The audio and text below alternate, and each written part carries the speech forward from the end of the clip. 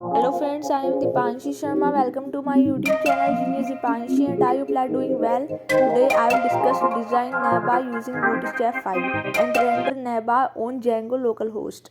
Django localhost is 127.0.0.1:8000 and last video में हमने देखा था कि हमने नैब बार को कॉपी पेस्ट कर लिया था बूटस्ट्रैप 5 की ऑफिशियल साइट से।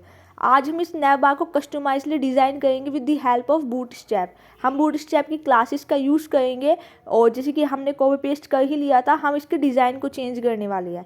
तो हम आते हैं वापस अपने कोड पे और यहाँ पे हम क्या करेंगे, जो हमने क्लास रो बनाई थी CoLSM12 क्लास के अंदर एक क्लास रो बनाई थी, हम यहाँ पे एक और क्लास यूज़ करेंगे टेक्स्ट लाइट। टेक्स्ट लाइट का मीनिंग क्या होता है कि जो भी इसका टेक्स्ट है नैब बार का, जो भी हम लिखेंगे home, about us, register, login and contact us, हम चाहते हैं कि वो वाइट कलर का दिखे और जो बैकग्राउंड है नैब बार का वो आपका डार्क थीम में दिखे। तो उसके लिए हमने यहाँ पे क्लास यूज़ करी है text light, text dash light. Light का मीन्स होता है यहाँ पे वाइट। बूटस्ट्रैप में टेक्स्ट लाइट का मीनिंग होता है कि जो टेक्स्ट होगा उसका कलर क्या हो जाएगा, वाइट हो जाएगा। तो हमने क्लास रो के जस्ट एक तो क्लास रो हो गई आपकी, वो के लिए होती है, ठीक है। और उसके बाद हमने क्या करा, टेक्स्ट लाइट लगा दिया। तो इससे आपका जो नैब बार में जो अभी आपने टेक्स्ट लिखा है उसका कलर हो जाएगा आपका वाइट। अब बात करते हैं कि हमें नैब बार के बैकग्राउंड में डार्क थीम करना है। तो उसके लिए हम आएंगे यहाँ पे जहाँ पे हमने क्लास यूज़ करी है ना, नैब बार स्पेस नैब बार डैश एक्सपेंड डैश LG। इसके बाद जो लिखा हुआ है ना नैब बार डैश लाइट और BG लाइट, हम इसको हटाएंगे और यहाँ पे हम लिखेंगे बैकग्राउंड टर्शियरी और data BS theme dark. Data BS theme dark हम क्लास के बाहर लिखेंगे। पहले तो हम एक क्लास यहाँ पे लगा लेंगे। BG का मीनिंग होता है यहाँ पे बैकग्राउंड और टर्शियरी यहाँ पे एक कलर होता है, ठीक है। तो BG टर्शियरी हम यहाँ पे यूज़ कर सकते हैं। तो हमने यहाँ पे यूज़ किया BG body tertiary, BG dash body dash tertiary. और इस क्लास के बाहर हम एक यूज़ करने वाले data dash BS dash theme equal to double quotes में लिखेंगे डार्क। इससे क्या होगा कि जो भी आपका बैकग्राउंड है उसका कलर किस तरीके का आ जाएगा, डार्क कलर आ जाएगा। अब बात करते हैं कि हमें ना एक नैब बार पे एक लोगो चाहिए।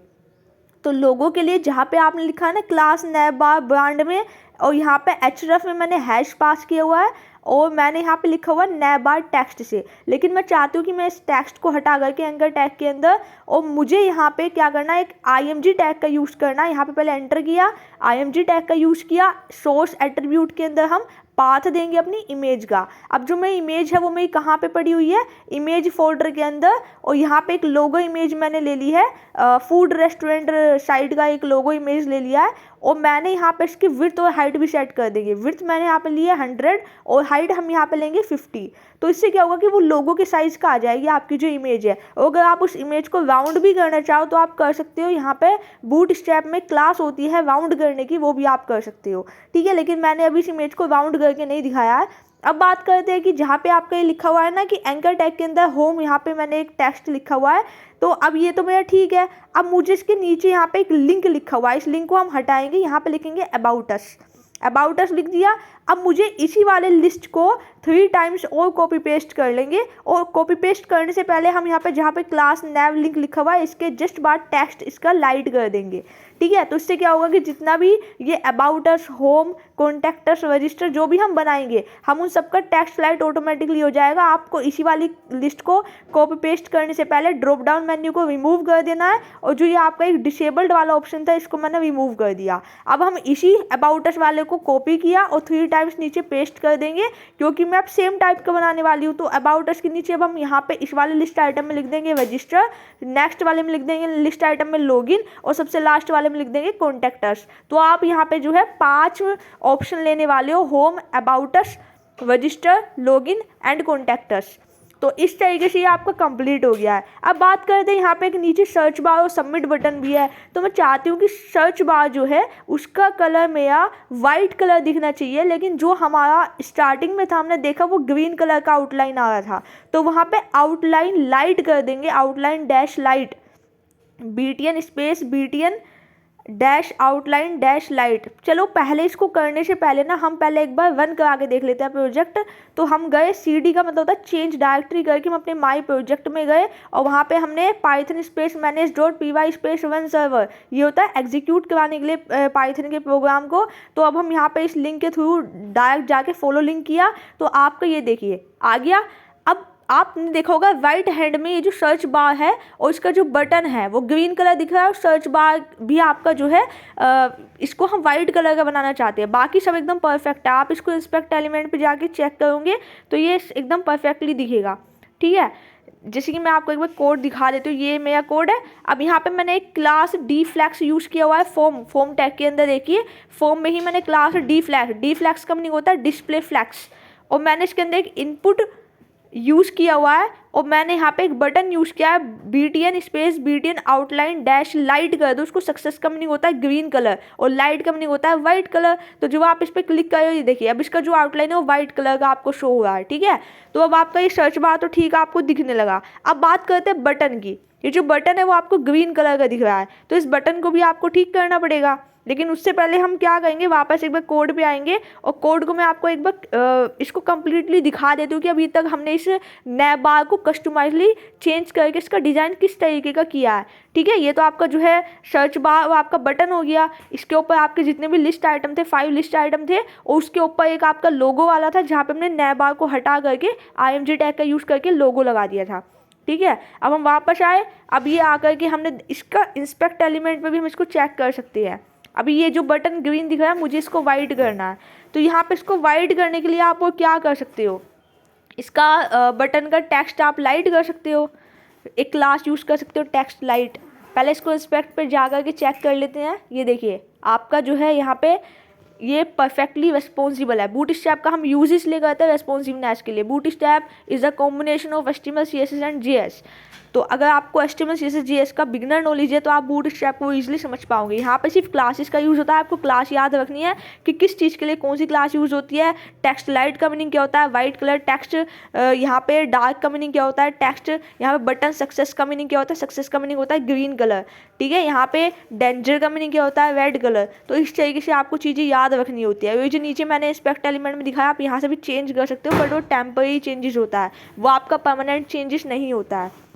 और इसी तरीके से अब यहाँ पे देखिए कि यहाँ पे आपका ये फुली रेस्पॉन्सिव है। ठीक है, अब आप इसको यहाँ से कट करके वापस जाइए। मैं इसमें थोड़ा सा चेंज और करूँगी। जैसे कि मैंने आपको बताया जो सर्च बार का ये जो बटन है ना ये ग्रीन कलर आपको दिख रहा है, मुझे इसको वाइट कलर करना है।